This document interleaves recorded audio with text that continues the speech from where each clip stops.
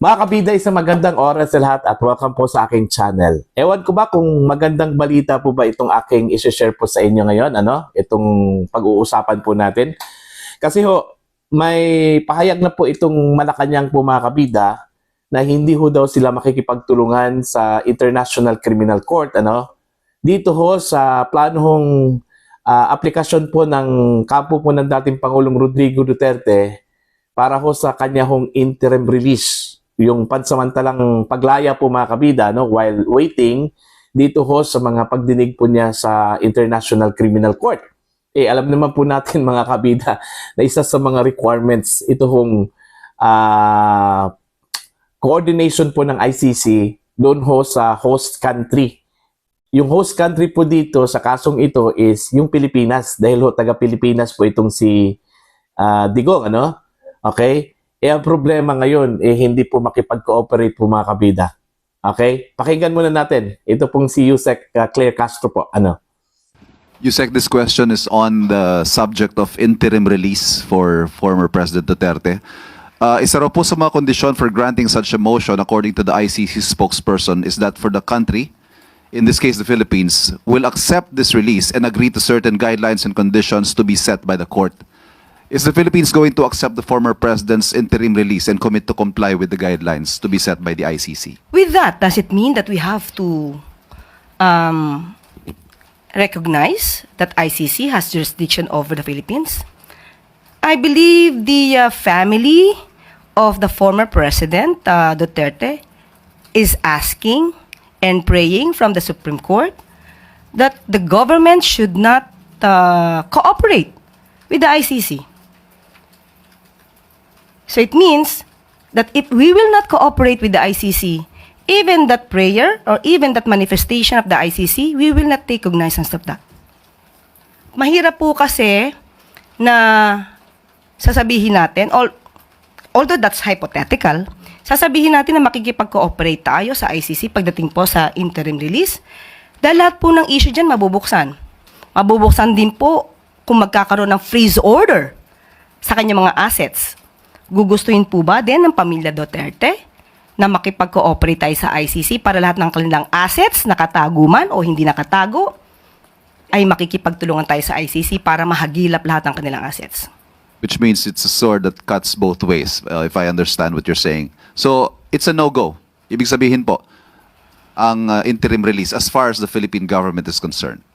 Though it's hypothetical, but as we speak now, we do not recognize the jurisdiction of the ICC over the Philippines. So, that's it. Ano po yung reaction natin dun sa ulat na mismo ngang Marcos administration po ang nagbigay ng mga ebidensya sa ICC regarding po dun sa crimes against humanity kay FPRRD? Mismong administrasyon ng The Marcos, yun po ang bangkit dun sa parang the two families are being at war na sinasabi ng ICC officer. But originally first they are at peace. So, nabanggit nila doon na ang Marcos ang nagbigay ng mga evidence at willing na raw pong makipag-cooperate or prepared to cooperate ang Pangulong Marcos. Mas gugustuhin po natin kung mas kompleto po ang detalye ng inyo pong tinatanong. Sino, kung meron man, sa pamilya Marcos ang nagbigay ng mga dokumento. Dahil wala po tayong alam na nakipag-cooperate mismo ang pamilya Marcos para sa ICC. Mas maganda po kung madidetalye po yan para po mas maganda po ang ating maging tugon. Regarding dun sa po ni Ivan, kahit po ba ang mga Pilipino ay gustong pauwiin si dating Pangulong Rodrigo Duterte, ang gobyerno po ba natin, kahit man lang sa humanitarian aspect ng ating gobyerno, hindi po tatanggapin ng Marcos administration yung binabanggit na interim release sakali po?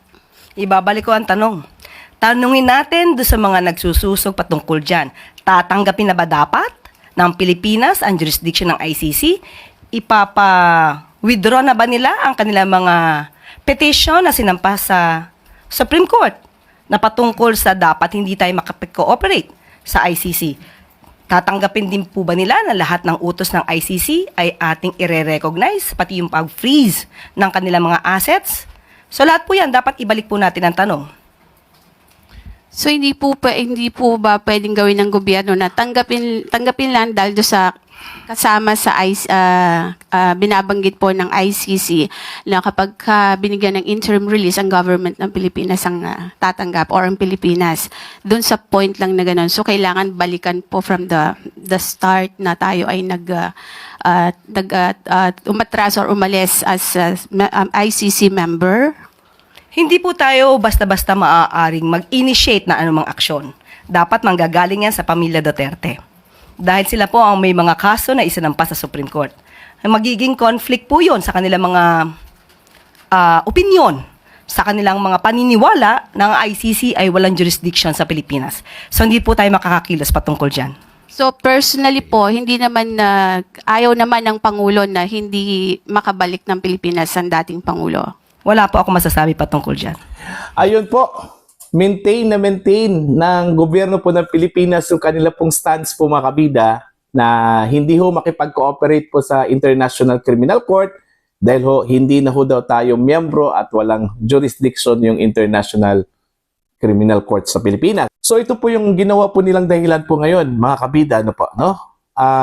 Dahil hindi na ho daw tayo sa cloud ng ICC, ano pang rason kung bakit po tayo makipag-coordinate o makipag-usap sa ICC hinggil ho dito sa interim release po ng dating Pangulo, ano? Okay? So, malinaw po yan mga kabida. Ang ibig sabihin po ba dito, mahihirapan po itong si Digong na makalabas po dahil ho dito sa stumbling block na ito mga kabida. Kasi ho, yung ang sinabi ko kanina isa sa mga requirements po mga kabida, ito pong pagpayag po ng gobyerno ng Pilipinas bilang host country, no, na akuin yung responsibilidad dito ho sa custody kay FPRRD mga kabida at susundin yung mga guidelines po ng International Criminal Court kung sakali hong papayag po sila. Ang problema po dito ngayon is ayaw. Okay? So wala ho tayong pag-uusapan dito na interim release. Ganun po ba yon? Okay? So, ibig sabihin po ba, namimiligro yung chances po ni dating Pangulong Duterte, mga kabida, na makalabas pansamantala? Dahil lang po dito sa hindi pagpayag po ng gobyerno, ano? Okay? Sa bagay, kung tutuusin po natin, consistent naman yung stance po, ano, ng gobyerno na hindi ho sila kikipagtulungan sa International Criminal Court. Pero, yun nga, since ni-recognize po nila na hindi po tayo sa cloud ng ICC, ang tanong po dito bakit po nila ipinahuli po itong si Digong? Bakit po nilang hinayaan na ma-serve po itong warrant of arrest mula mismo sa International Criminal Court kay dating Pangulong Duterte? Kung yung argument po nila ay hindi na ho saklaw po ng ICC yung Pilipinas, ano? Gumagawa lang kasi sila ng rason mga kabida Ang sabi po nila dahil daw sa international police. Hindi ho daw sila makahindi doon ho sa Interpol. Okay? Kaya yun, binigay po nila itong si Digong. Inaresto po si Digong at binigay po sa International Criminal Court because of the Interpol. Kung tutuusin mga kabida invalid yun. Kung ang line of argument po ng gobyerno na hindi na po makikipagtulungan sa International Court. Yung warrant of arrest, galing mismo yun ng ICC Although yung Interpol yung nagdala, ikinors through po mga kabida doon po sa Interpol, pero yung ugat po ng dinadala po ng Interpol, yung warrant of arrest, galing po mismo sa ICC. So parang nakikipag-coordinate na rin tayo doon, no? Sa kanila. Nakikipagtulungan po tayo sa ICC.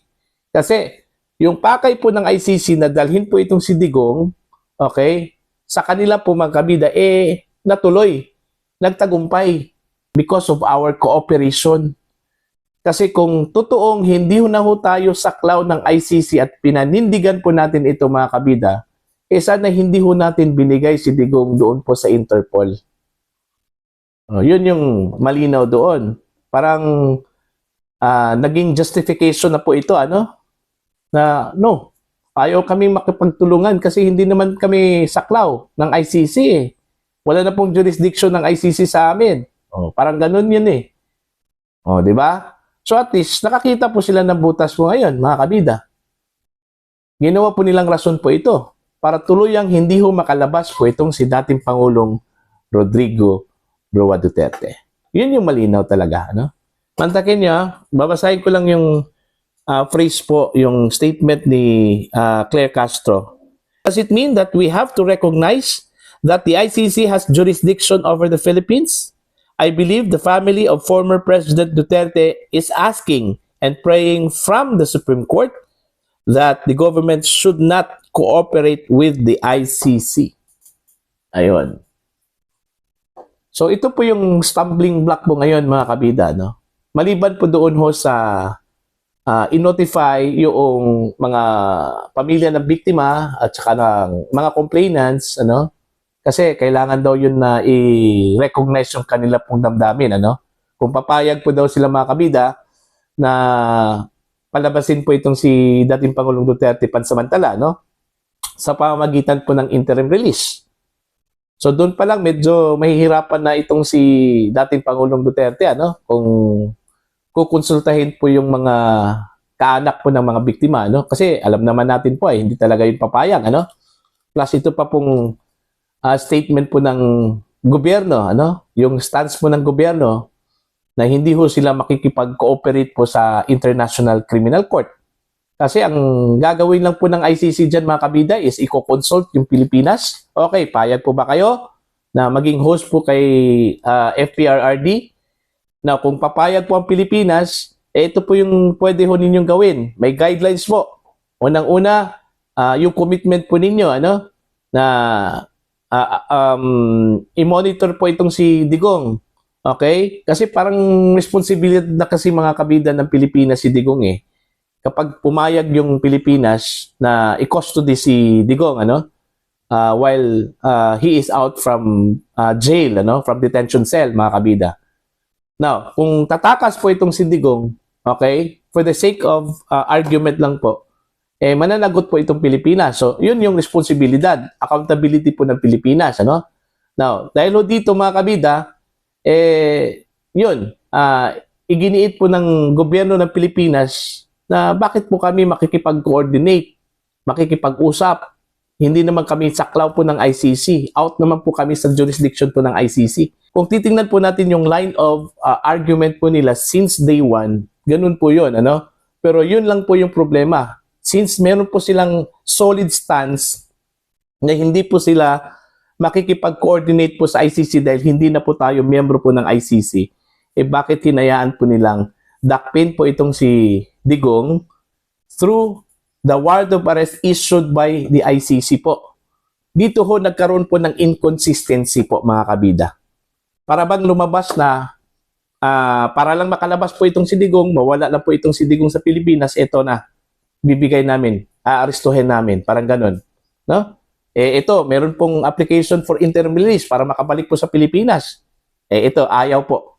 Kasi, in short, ayaw po nilang makabalik si Digong sa Pilipinas.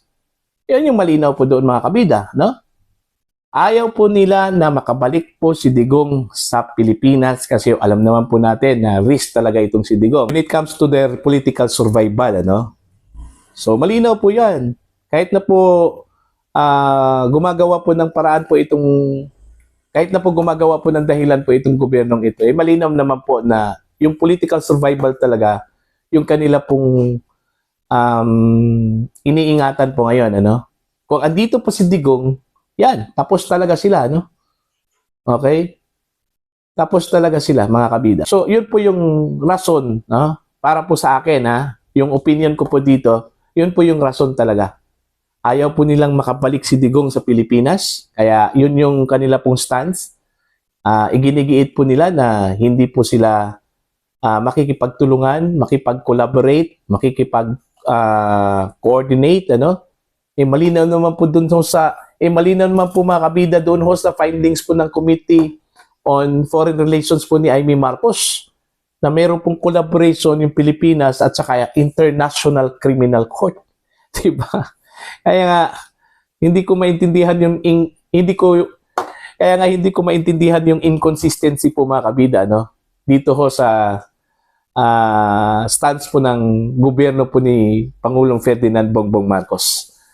So ayan po, titingnan na lang po natin kung ano po yung magiging action at countermeasures po ng defense panel po dito, ano?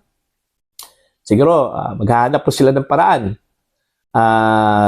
Most likely, igigiit talaga nila yung illegal arrest, no? Yung hindi ho pagsunod po ng protocol, yung karapatan po ng dating Pangulo na nilabag, no? Isa din sa mga mabigat yun na argument po ng defense team, ano? Mas pinahalagahan kasi mga kabida ng Rome Statute yung due process, ano? Yung pagrespeto po ng karapatan ng mga akusado at saka ng mga arrested persons. Okay? So, yun na po. Para po sa inyong comment and opinion, you can comment down. Sa mga hindi pa po subscriber, mga kabida sa aking channel, please subscribe. Just click the subscribe button, click the notification bell, click all para updated po kayo sa aking mga uploads. Maraming salamat po sa inyong lahat. God bless po mga kabida.